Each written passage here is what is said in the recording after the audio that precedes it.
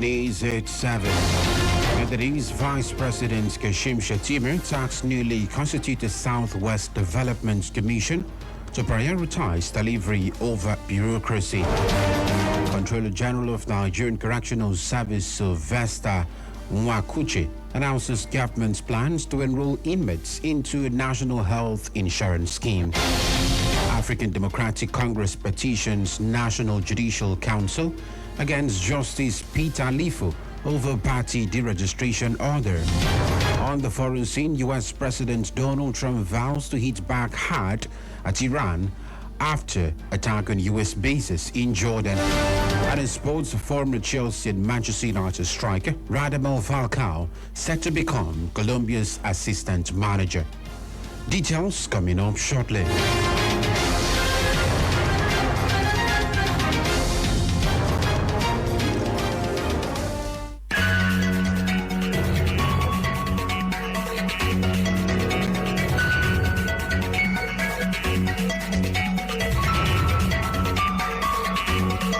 Welcome to the news on Planet Radio 101.1 FM. I am Mutabe David. We begin this morning from the national scene with Vice President Kashim Shettima as host the newly constituted Southwest Development Commission to measure its success not by the volume of its internal process, but by the quality of roads built, jobs created, businesses supported, and communities transformed. Shettima made the remarks when he received the Commission's management on a courtesy visit at the Aso Rock Presidential Villa, Abuja. Shettima, who received the delegation led by the board chairman, Senator Olubunmi Adetumbi, said the vision behind the creation of new regional development commissions was to unlock and enhance the unique strength of each geopolitical zone for Nigeria's collective prosperity. A foresight, he said, deserved public commendation for President Bola Tinubu. The Vice President emphasized collaboration is central to the Commission's effectiveness, urging it to work closely with state governments across the Southwest, traditional institutions, the private sector, and development partners, and to avoid treating sister borders as competitors.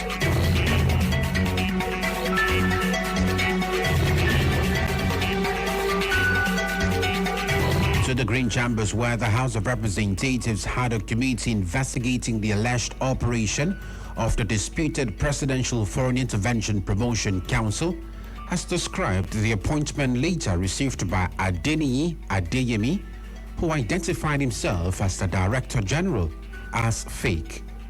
The chairman of the committee, Yusuf Gagdi, stated this during the continuation of the probe in Abuja. Gagdi said that the head of the Civil Service of the Federation, DDS Walton Jack, who appeared for the second time yesterday, also admitted that the documents presented by Adeyemi were not authentic. Meanwhile, the head of the Civil Service of the Federation, who appeared before the committee in compliance with its summons following her early invitation for her final statements, added and admitted that due diligence was not thoroughly carried out in the process that led to the recognition of the purported Presidential Foreign Intervention Promotion Council. Walton Jack accepted responsibility for the lapse, saying her office relied on documents that appeared authentic without subjecting them to sufficient verification. She assured the committee that her office will review its internal verification procedures to make them more robust and fraud-proof. Also present were Deputy Commissioner of Police Olufemi Akinola and Assistant Commissioner of Police Bashaya Abdullahi, who represented the Inspector General of Police Tunji Disu.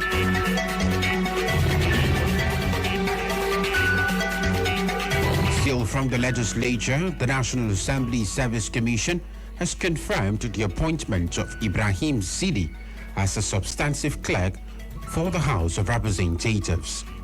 The confirmation was approved during the 31st meeting of the 6th National Assembly Service Commission held at the Commission's conference room, which was announced in a statement signed by Director of Public Affairs and the National Assembly Service Commission, Emmanuel Anyingo.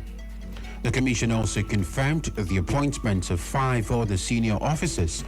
The confirmations formalize appointments made in acting capacity earlier this year. The Commission had elevated CD and other officers to their respective positions in acting capacity pending their confirmation. The development is expected to strengthen the administrative leadership of the National Assembly bureaucracy, particularly in the House of Representatives, where Zidi will now serve as the substantive clerk. Away from that, the Controller General of the Nigerian Correctional Service, Sylvester Nwakuche, has disclosed that discussions are at advanced stage to secure the enrollment of inmates into the National Health Insurance Scheme as part of efforts to improve healthcare delivery across custodial centers nationwide.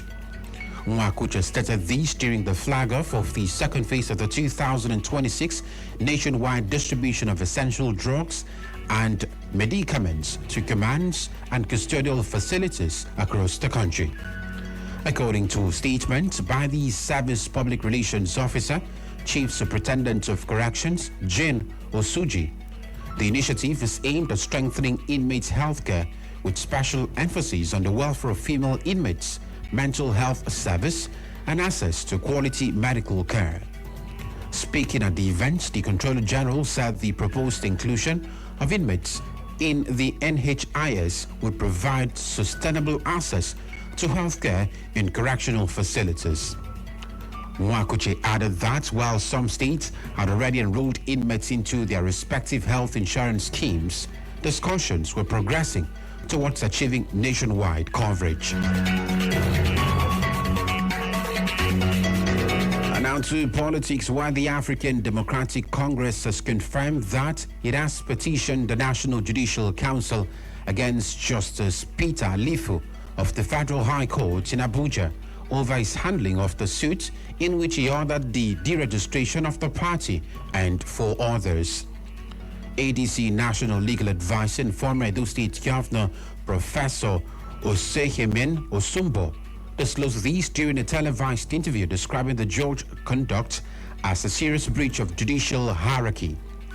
The lawyer accused the judge of deliberately disregarding an order of the Court of Appeal directing him to stay proceedings in the matter.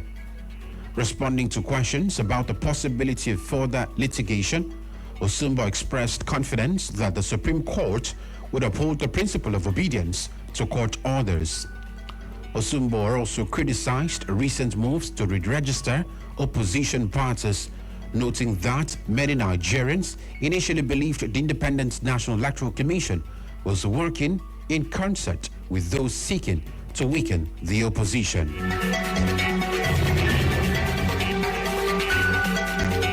You are listening to the news on Planet Radio 101.1 FM. Let's take a breather and then bring you more stories from our foreign, sports, and entertainment scenes.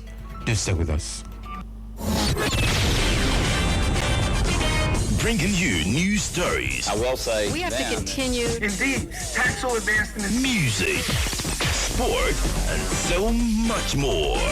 Planet 101.1. You've got the whole idea.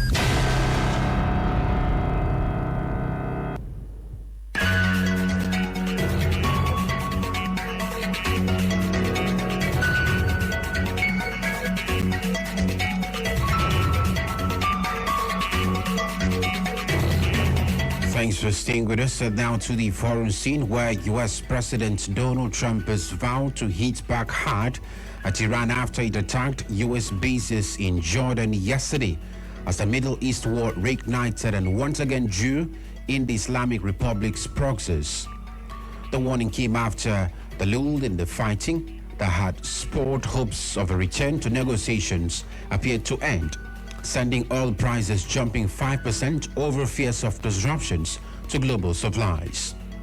On Wednesday, Saudi Arabia and United States reportedly announced strikes on militant bases in Iraq, while U.S. ally Israel accused Iran-backed Hezbollah of a truce violation. Reports say for 2 days, the world's biggest oil exporter, Saudi Arabia, has reported drone attacks targeting crude facilities that it blamed on Iraq armed groups allied with Tehran. Iran, meanwhile, launched missiles at U.S. ally Jordan, with state media later reporting an American attack near the Islamic Republic's border with Iraq. And now to sports, where former Chelsea and Manchester United striker Radamel Falcao is set to become Colombia's assistant manager. Falcao recently became a free agent after ending a 2-year stay with Bogota club Millonarios. However, reports say the Colombian Football Association has targeted the 40-year-old to become number 2 to national coach Néstor Lorenzo after previous assistant Luis Amaranta Pérez quit the boss, the Medellin club Independiente. Falcao currently holds Colombia's all-time goal-scoring record with 36 goals from 104 appearances. He's shown during his time as a player for FC Porto, Atletico Madrid, and Monaco.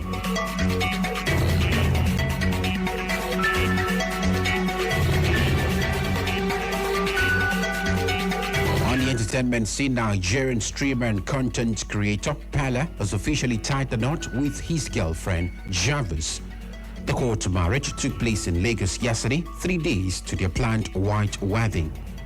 Footage circulating online showed the couple receiving their marriage documents to formalize their union. It's been the news on Planet Radio 101.1 FM with you. But before we go, a recap of the major stories.